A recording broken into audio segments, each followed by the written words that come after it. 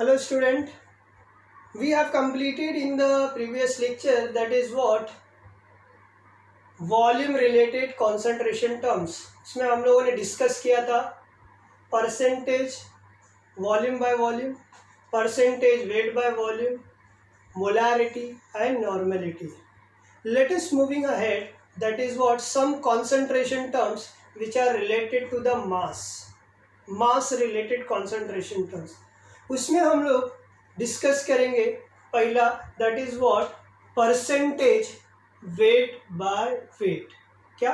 Percentage weight by weight. तो आओ देखते हैं परसेंटेज वेट बाय वेट क्या होता है और इसको डिनोट कैसे किया जाता है एंड इस पे क्या टेम्परेचर पैरामीटर अफेक्ट करेगा कि नहीं करेगा।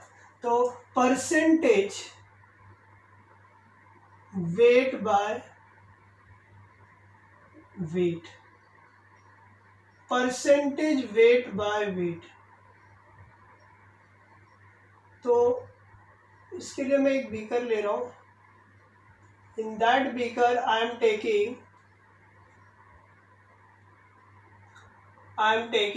80 ग्राम H2O और in that I am adding 20 gram sugar add कर देता हूँ।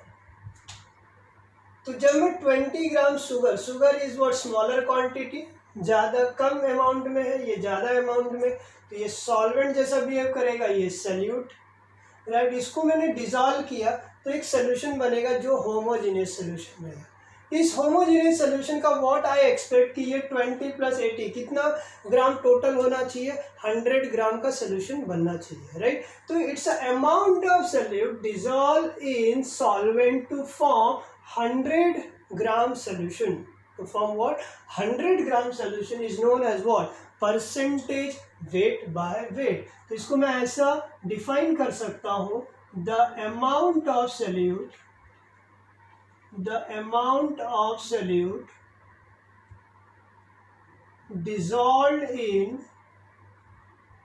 dissolved in solvent to form 100 gram solution. To form what? 100 gram solution is called as percentage weight by weight. This percentage weight by weight को हम लोग denote करते हैं W/W। किससे denote करते हैं? W/W। तो इसको मैं ऐसा लिख सकता हूँ, percentage weight by weight equal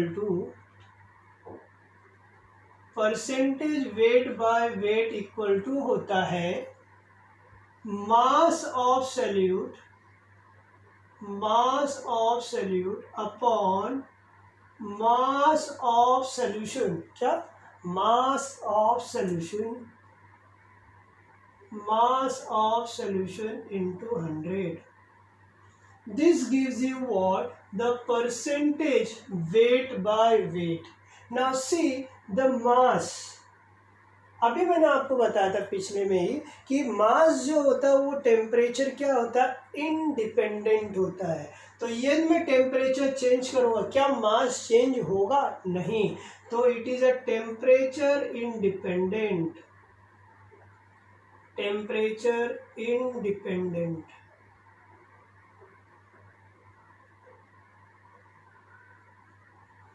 क्या होगा? टेम्परेचर इंडिपेंडेंट होगा।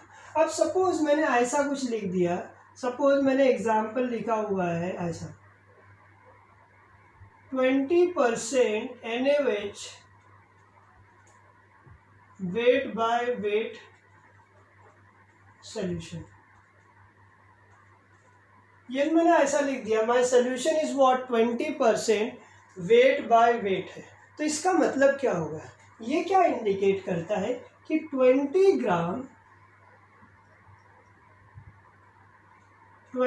Gram of NaOH present in 100 gram of solution. तो this is nothing but 20 gram of NaOH present in 100 gram of solution representing what percentage weight by volume. So this is what one concentration terms which are what mass related, and with the help of this we can determine the concentration of solution, the percentage weight by weight. Let us solve one numerical based on that कि how the percentage weight by weight can be calculated.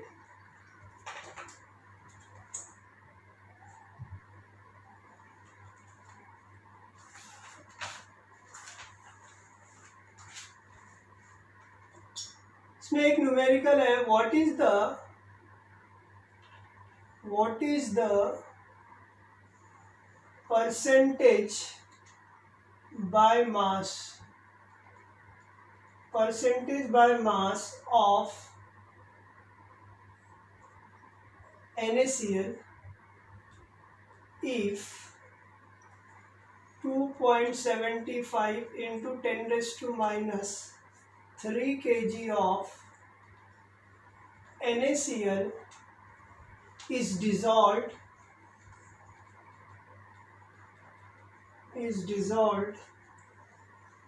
in 6.85 into 10 raised to minus 3 kg of water.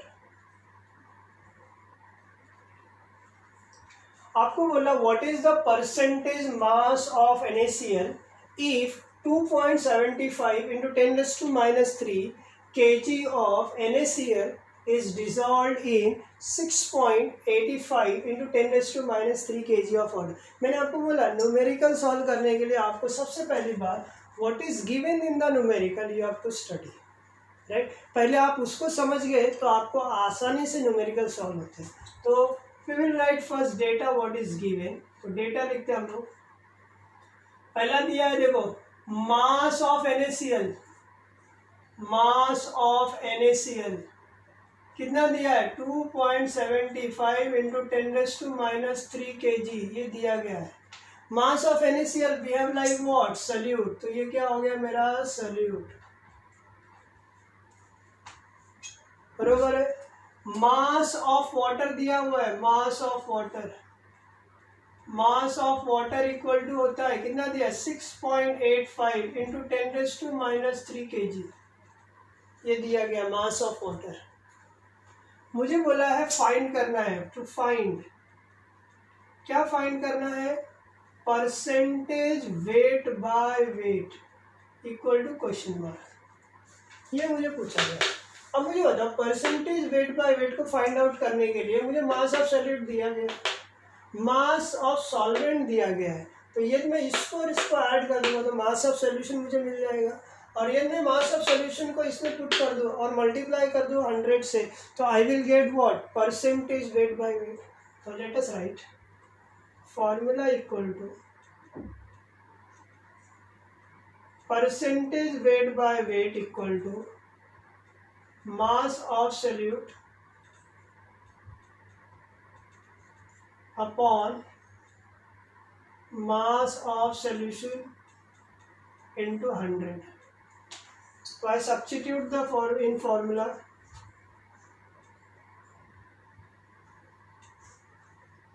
Percentage weight by weight equal to क्या होगा बोलो. Mass of solute कितना दिया है 2.75 into 10 raise to minus 3 divided by 2.75 plus 6.85 into क्या कर देता हूँ 10 रेज़ टू माइनस 3 ये कैंसिल आउट होगा. तो आपको आएगा 2.75 इसका एडिशन करोगे तो 9.80 सॉरी 6. इसको यदि आप डिवीजन करते हैं ना तो आपको आएगा 28.6%. तो यू विल गेट अ 28.6%. तो this way we can easily, तो percentage weight by weight of the solution is 28.6%। अब सपोज ये मैं न्यूमेरिकल में परसेंटेज वेट बाय वेट दे दूं और आपको बोलो मास ऑफ सोल्यूट, तो भी कैलकुलेट किया जा सकता है।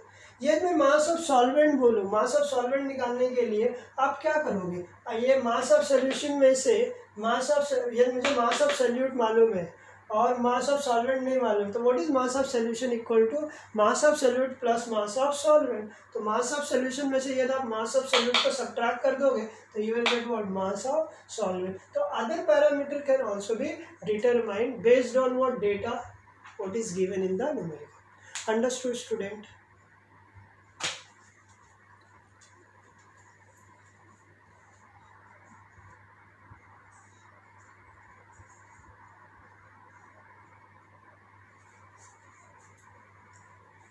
नाउ नेक्स्ट कॉन्सेंट्रेशन टर्म्स की तरफ हम लोग आते हैं और एक है अपना most important part is nothing but what, mole fraction. क्या? Mole fraction. तो let us see what do you mean by mole fraction और उसको हम लोग किससे डिनोट किया जाता है, कैसे डिटरमाइन किया जाता है, आओ सीखते हैं।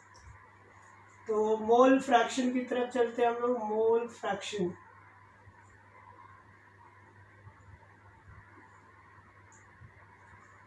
मोल फ्रैक्शन जो होता है ना उसको कभी भी हम लोग ना कैपिटल एक्स से डिनोट कर दे। किससे? Capital X. तो it is denoted bye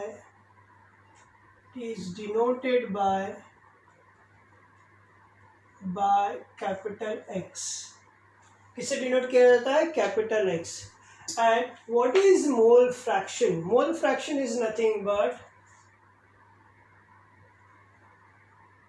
it is a ratio of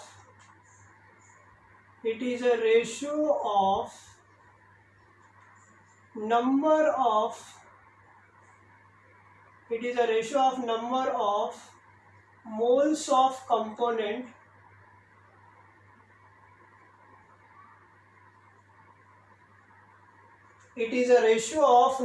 of moles of component present to the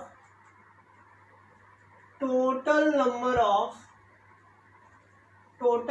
of moles of component present in solution.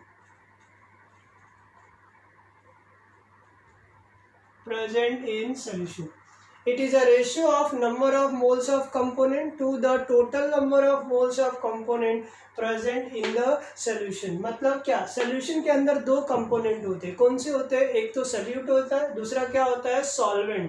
तो ये मुझे मोल फ्रैक्शन ऑफ solute निकालना है। तो mole fraction of solute equal to क्या होगा? Number of moles of solute N2 upon number of moles of solvent plus number of moles of solute. It's a total number of moles of solute and solvent present in the solution. I can determine similarly for हम लोग इसके लिए भी निकाल सकते हैं, solvent के लिए भी कर सकता हूँ। तो x solvent इक्वल टू क्या लिख सकता हूँ मैं? Mole fraction of solvent equal to क्या होगा? N1 अपॉन N1 plus N2, N1 upon N1 plus N2।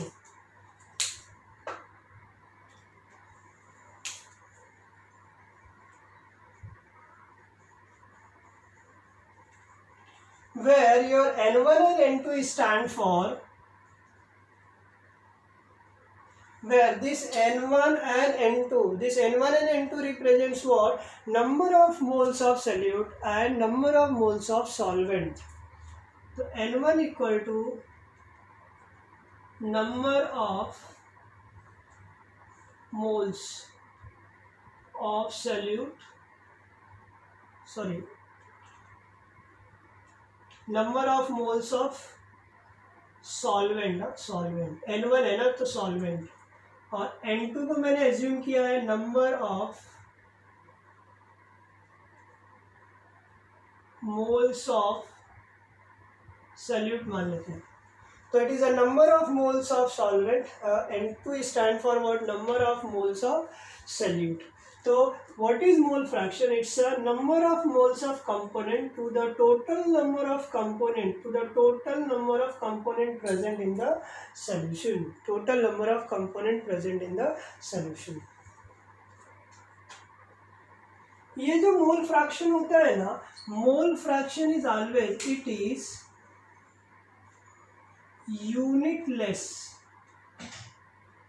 Unitless होता है, इसका कोई यूनिट नहीं होता है। जैसे ये मोल्स है, ये मोल्स गेट कैंसिल, तो it is unitless and it is nothing but what, temperature independent. It is temperature independent. मतलब यदि आप टेम्परेचर चेंज करते हो तो इसके ऊपर कोई इफेक्ट नहीं आएगा, मतलब इट इज टेम्परेचर इंडिपेंडेंट। तो mole fractions are always denoted by X. Mole fractions are nothing but they are a ratio of what, number of moles of component to the total number of component present in the solution. That is solution के दो component होते हैं, solute and solvent. The mole fraction of solute equal to क्या होता है, N2/N1 + N2, और एक solvent equal to क्या होगा, N1/N1 + N2। इसकी यूनिट, ये मोल्स होता है, ये मोल्स गेट कैंसिल, तो इट इज यूनिटलेस। एंड दूसरा होता है कि ये मैं टेम्परेचर, अलग अलग टेम्परेचर पे मोल्स फाइंड करूँ तो मुझे मोल्स क्या मिलता है, सेम मिलता है, मतलब it is what, temperature independent.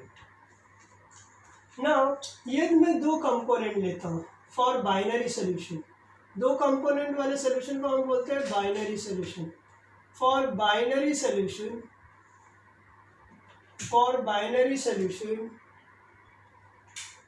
x solute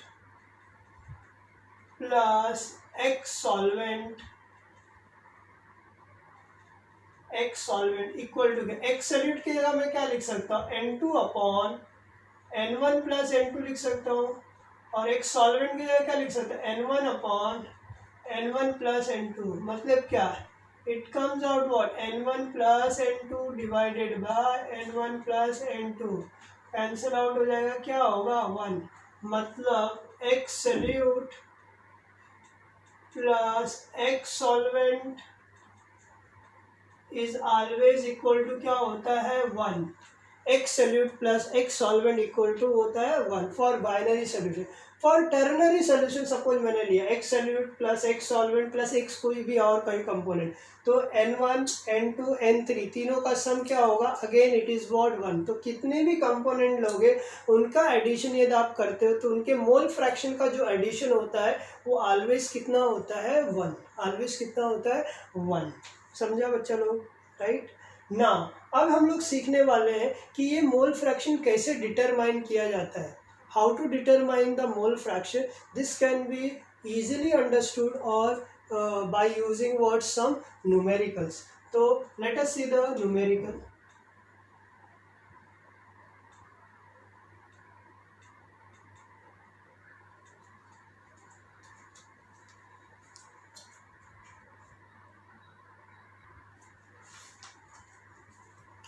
So let us solve one numerical based on mole fraction, how to determine the mole fraction of the component.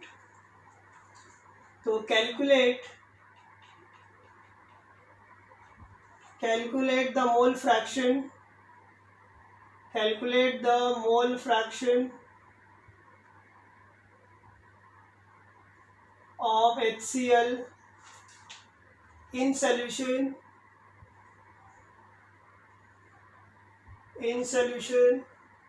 of HCl in water.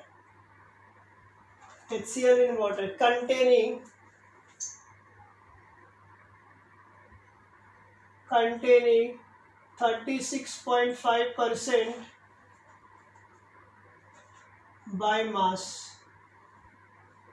36.5% by मास। आपको क्या calculate करना है, calculate the HCl का mole fraction.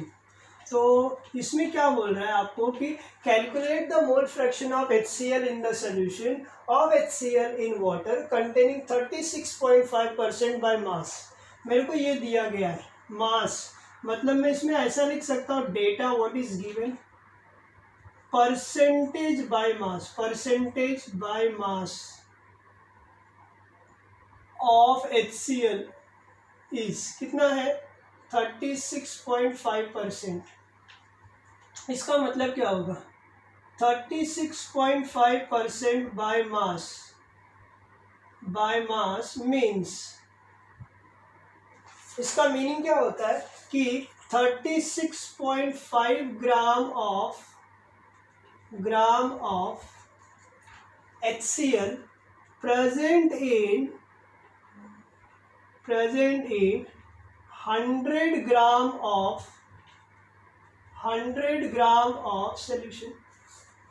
बोल सकता हूँ क्योंकि percent by mass बोला हुआ है, तो 36.5 grams of HCl present in 100 gram of solution. मतलब मैं यहाँ बोल सकता हूँ मास ऑफ HCl कितना होगा, mass of HCl is what 36.5 gram. Mass of water नहीं बोलेंगे हम लोग, यहाँ mass of solution equal to है 100 ग्राम। तो ये मास ऑफ सोल्यूट हो गया, ये मास ऑफ सोल्यूशन हो गया। तो मास ऑफ सॉल्वेंट कैसे निकालोगे, mass of solvent equal to होगा mass of solution minus mass of solute. Mass of solution कितना है 100 माइनस 36.5। आप सब्ट्रैक्ट कर दो, तो सब्ट्रैक्ट करने के बाद आएगा 63.5 ग्राम। ये क्या हो गया मेरा मास ऑफ सॉल्वेंट हो गया। सॉल्वेंट क्या है, वाटर है ना, तो मैं यहाँ बोल सकता हूँ मोलार मास ऑफ HCl क्या होगा, molar mass of HCl is 36.5 ग्राम पर मोल, और molar mass of water is 18 ग्राम पर मोल। क्यों ऐसा बोल रहा हूँ, क्योंकि मुझे मोल फ्रैक्शन ऑफ HCl निकालना है। तो मेरा फॉर्मूला क्या है मोल फ्रैक्शन का, फॉर्मूला इक्वल टू क्या होगा, XHCl इक्वल टू होगा N2 upon N1 plus N2. This N2 stand for mole fraction of sorry, not mole fraction, it is not mole fraction, it is moles of HCl, or N1 is the what, moles of water. How will you determine moles of HCl and moles of what, water? तो N2 equal to weight divided by molar mass. Weight कितना था 36.5 divided by 36.5 इस comes out 1। इसका number of moles कितना आ गया 1, और N1 equal to आएगा 63.5 है। 63.5 डिवाइडेड बाय 18 ये आप करोगे तो 3.528 मोल आएगा। This is mole. Now you just substitute in the formula XHCl equal to क्या होगा, N2 कितना है मेरा 1 डिवाइडेड बाय 3.528 प्लस 1 इस कम्स आउट 1 अपॉन, दोनों को यदि आप ऐड कर दोगे तो you will get a answer that is what 0.2216। This is my what mole fraction of what HCl।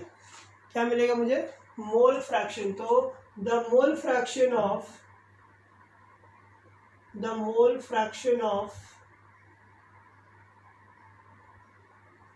HCl equal to 0.2216। यदि मैं आपको पूछ लूँ मोल फ्रैक्शन ऑफ वाटर, तो आप क्या करोगे, XHCl plus XH2O equal to 1, उसमें से 1 में से ये सब्ट्रैक्ट कर दोगे, you will get what water का mole fraction. Understood student? So this is about what mole fraction.